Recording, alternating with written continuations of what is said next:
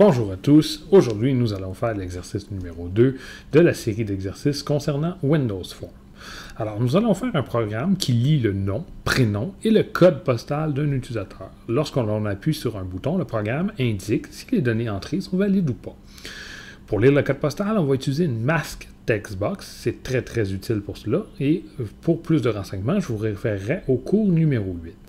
On va considérer un nom ou un prénom valide dès qu'il y aura plus que 2 caractères. Donc, Ed étant un nom valide, mais également 12. Donc, nous considérons que 2 caractères. Si l'utilisateur a entré 2 caractères, c'est valide. Que ce soit des lettres ou des chiffres, peu importe, c'est valide. Donc, on se retrouve bientôt pour la solution. Je vous recommande de mettre sur pause maintenant la vidéo et de tenter de faire l'exercice, puis de regarder la solution tranquillement pour voir les différences entre la vôtre et la mienne. À bientôt. Alors, nous allons faire ensemble la solution. Je me suis déjà permis de faire pour vous l'interface pour sauver un peu de temps.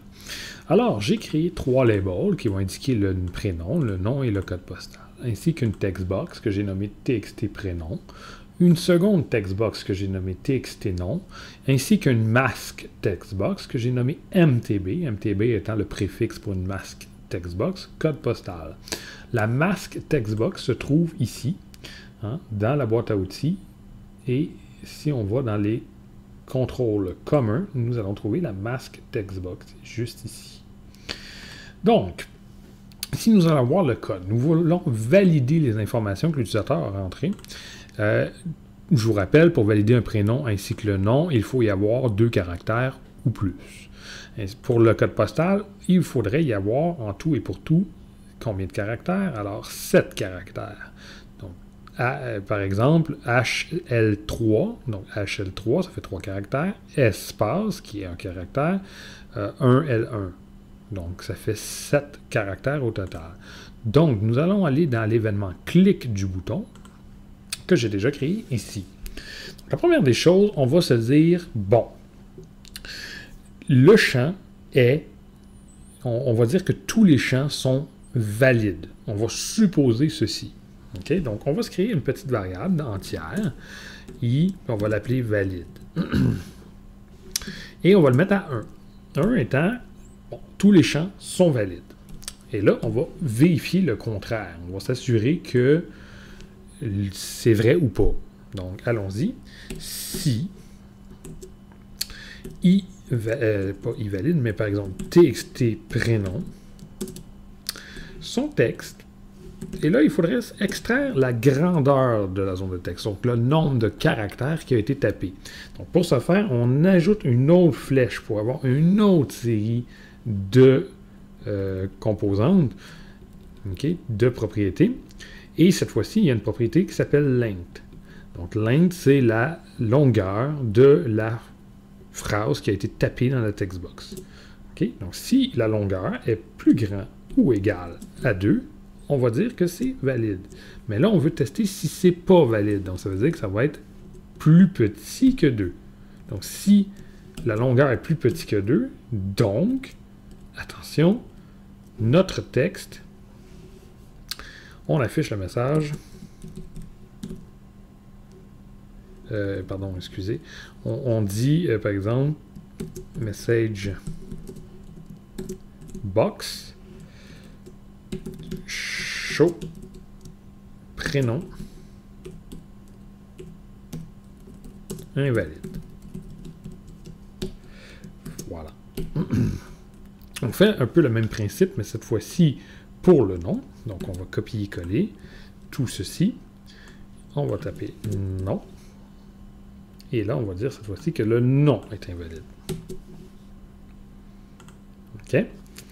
Ensuite, il faut vérifier si le mask textbox, donc MTB, code postal, sa propriété mask complete.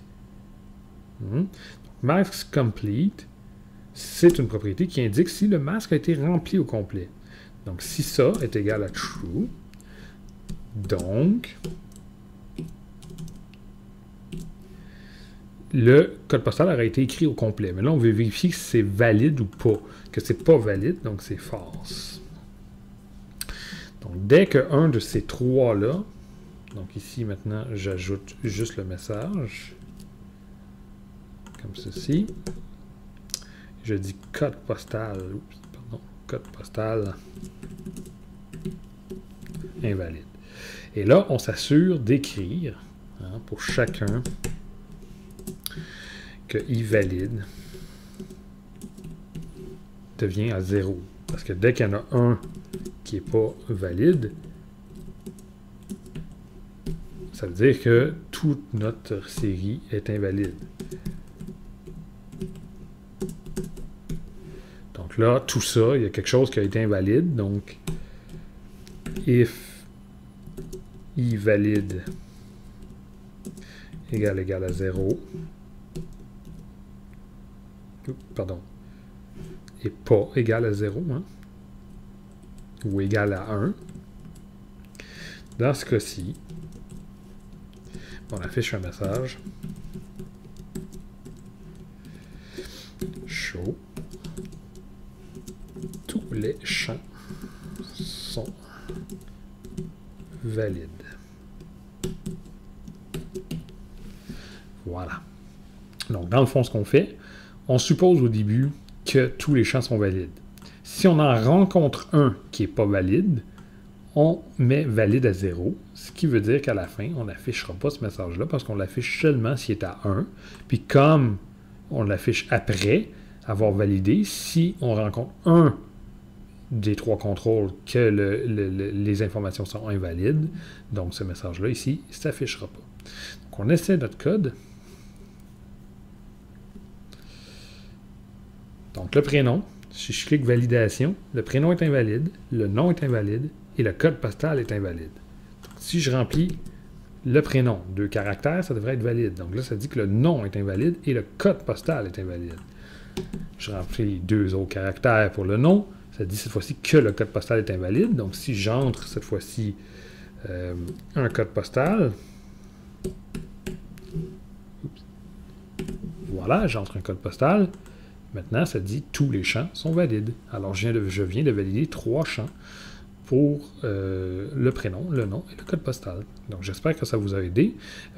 Si vous avez des questions, n'hésitez pas à écrire un courriel ou écrire en commentaire. Dans la description du vidéo, je vais mettre un lien sur lequel vous allez pouvoir downloader cet exemple-là complet, si jamais vous voulez le regarder par vous-même de votre côté. Donc, bonne fin de journée et on se revoit au prochain vidéo.